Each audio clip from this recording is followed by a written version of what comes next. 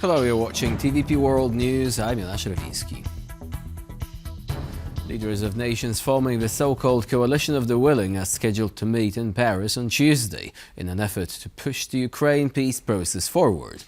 Following in the wake of high-level talks in Kyiv, the summit is set to focus on security guarantees for the war-torn country, with both European and U.S. delegations in attendance. The summit aims to demonstrate the convergence of positions between the United States, Europe and Ukraine on security guarantees for Kyiv.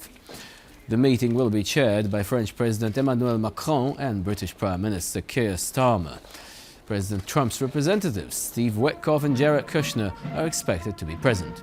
U.S. Secretary of State Marco Rubio will not be in Paris, despite earlier plans to attend the talks. Poland will be represented by Prime Minister Donald Tusk. Attendees will also discuss the principles of deploying future international forces. However, details about these forces are not expected to be released. Before the summit, Macron will meet with Canadian Prime Minister Mark Carney and then with Ukrainian President Volodymyr Zelensky. U.S. President Donald Trump has made yet another controversial statement concerning Greenland, an autonomous Danish territory rich in natural resources. With Trump's administration insisting the U.S. needs Greenland for national security reasons and European nations expressing outrage at the idea, the North Atlantic Treaty Organization may be about to experience unprecedented tensions in its own midst. Natalia Komarov reports. You know what Denmark did recently to boost up security in Greenland? They added one more dog sled. It's true. They thought that was a great move. Since last weekend's successful operation in Caracas, Donald Trump has been naming potential future targets of U.S. intervention. And once again, he repeated, "We need Greenland from the standpoint of national security, and the European Union needs us to have it, and they know that." The Prime Minister of Greenland responded, "That is not how you speak to people who have repeatedly demonstrated accountability, stability and loyalty. Enough is enough. No more pressure, no more insinuations, no more fantasies about annexation." The Danish Prime Minister warned that Trump's threats should be treated seriously. If the United States attacks another NATO country, everything stops. Leaders of Baltic and Nordic states expressed support for Greenland's sovereignty and were quickly joined by nearly all top European officials. Well, the future of Greenland is for Greenland and the Kingdom of Denmark, and for Greenland and the future of Denmark only. Greenland is an ally to the U.S. And is also covered by the NATO alliance. The Polish Ministry of Foreign Affairs, when contacted by TVP World, reiterated its previously expressed position. Naturally, Poland supports the territorial integrity of the Kingdom of Denmark. The United States has had a military base in Greenland since the Second World War, and the island is fully integrated into NATO. The problem with Donald Trump in this regard is he doesn't believe in alliances. Donald Trump is also quite famously an unpredictable president, and after recent successes, he might feel emboldened. What Russia's probably really cheering for and watching for is the United States and Trump now shifting his focus back to Greenland. While on board Air Force One, Trump has asked reporters to circle back to the Greenland issue in 2 months or 20 days. For TVP World, Natalia Komarov. Now, as U.S. President Donald Trump continues to threaten the annexation of Greenland, U.S. General Ben Hodges says Trump is endangering the transatlantic alliance. Hodges added that any order to send the U.S. military into Greenland to annex it would be illegal. Given your military experience and expertise, do you believe that Donald Trump could send troops into Greenland and take over Greenland?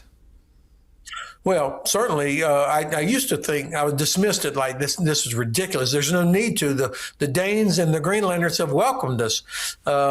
So I thought there's no way he would do it. But after this weekend, it now seems more plausible.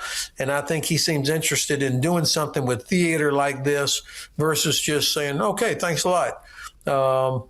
This, in my view, would be an illegal order to the U.S. military, and I hope that they will look at it that way.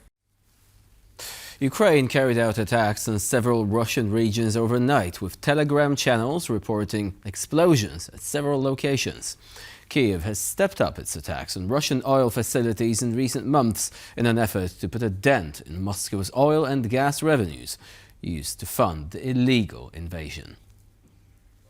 In Tver, regional authorities said a fragment from a drone hit a high-rise building in the city center during the attack, killing one person, injuring two others, and sparking a fire.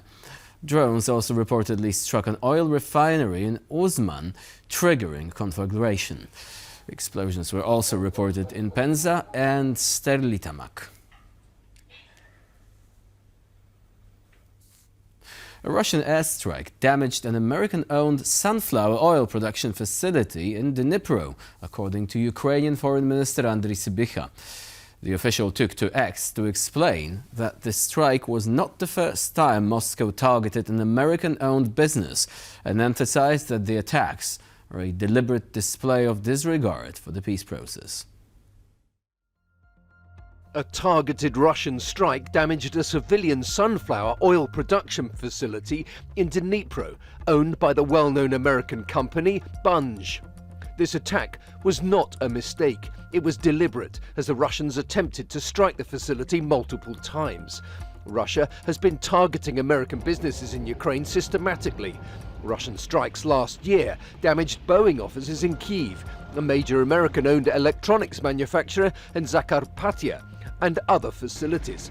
Putin's attacks on American businesses and American interests in Ukraine show his complete disregard for peace efforts led by President Donald Trump.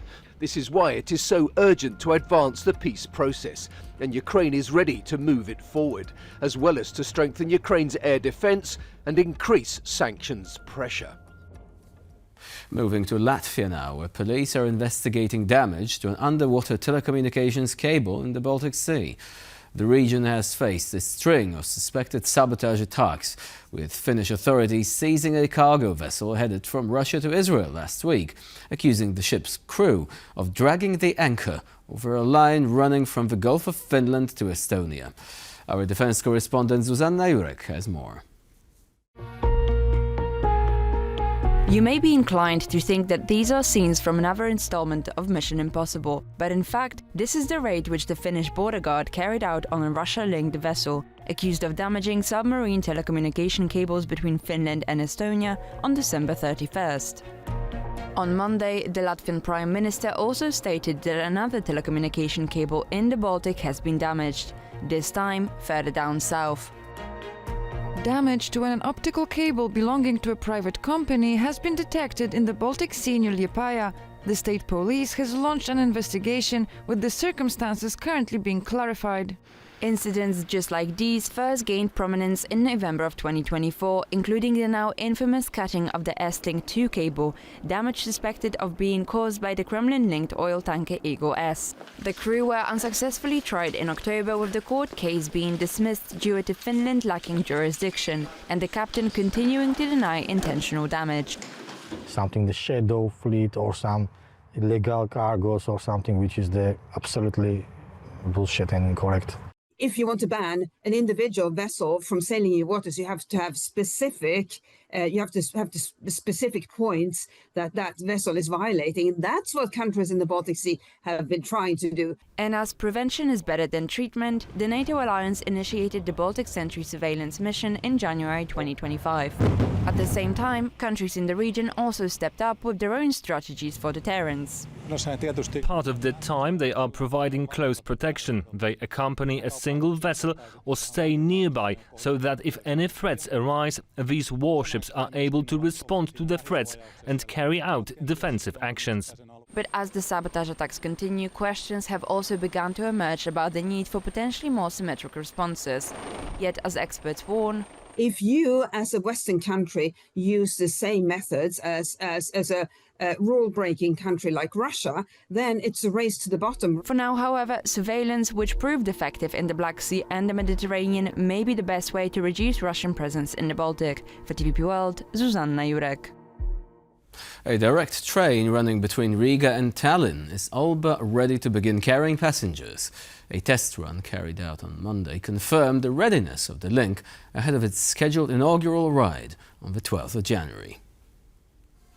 When it comes into service next week, the route will feature stops at Tallinn, Tartu, Elva and Valga in Estonia, then Valmiera, Sēsis, Sigulda and finally Riga in Latvia. According to the timetable, a trip from one capital to another will take 5 hours and 56 minutes. The price will vary between 19 and 31 euros depending on the destination. Now, over in Caracas, the dust is settling following America's arrest of the country's dictator Nicolás Maduro. His deputy, Delcy Rodriguez, was sworn in as the country's interim president, apparently with Washington's conditional blessing, as US President Donald Trump wishes to assert his dominance in the region. Paweł Trzaskowski has more. As Nicolás Maduro and his wife were flown today to New York to appear at Manhattan Federal Court, where they pled not guilty, and the UN Security Council gathered to discuss the legality of the US operation in Caracas, the dust still hasn't settled in Venezuela after his deposition. Uncertainty prevails on the streets as groups of Maduro supporters, some of them armed, rally in the streets. We don't want them to impose a Yankee government on us. We are free and sovereign. But the country's new interim head of state, former Vice President Delcy Rodriguez, has tentatively pledged to play ball with Washington. We prioritize moving towards balanced and respectful international relations between the United States and Venezuela. We invite the US government to collaborate with us on an agenda of cooperation. However, Washington has been less diplomatic. Don't ask me who's in charge because I'll give you an answer and it'll be very controversial. What does that mean? It means we're in charge. The US in charge of Venezuela does destabilize and create a lot of unease around the world, because this is just the beginning of what he is going to do geopolitically. What Trump is doing geopolitically has already been clearly spelled out. Monroe doctrines. This revived 200-year-old doctrine means the US will aim to reassert its dominance in the Western Hemisphere, with Venezuela being just the first step. Mexico, I think, is next on the hit list. This year, Trump will, in light of the Venezuelan situation, I think he will end up with sending American troops or special ops into Mexico. And Mexico is already closing ranks. Mexico firmly believes that the Americas do not belong to any doctrine or power. But it's not the only country in Washington's crosshairs. Cuba is ready to fall, you know. Yes. Cuba looks like it's ready to fall. Colombia is very sick too, run by a sick man. The Colombian president has already responded that he's willing to take up arms to defend his country. But Trump naming the next targets makes other leaders in the region equally nervous. Today it's Venezuela, but tomorrow it could be anyone else. That's why the governments of Brazil, Chile, Colombia, Uruguay, Mexico and Spain expressed in a joint statement deep concern over attempts at governmental external administration. But this concern is unlikely to deter the US Navy still stationed in the Caribbean. So the US has a massive naval and military capability, and they could use that in a number of ways. Paweł Trzaskowski for TVP World. And that's all for now. Thank you for watching, and please stay with us here on TVP World.